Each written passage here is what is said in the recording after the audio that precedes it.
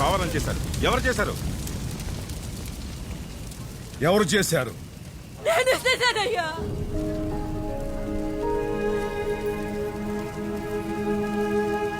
నేనే చేశాను. నువ్వు దీపం పెట్టే ఇల్లు నువ్వే తగలబెట్టుకున్నావా? ఏం చేయాలయ్యా? ఒకప్పుడు దొరల్లా బతికినా ఇక్కడికి తెల్లోళ్ళు వచ్చినారు. ఈ భూమికి దరిద్రం పట్టినది.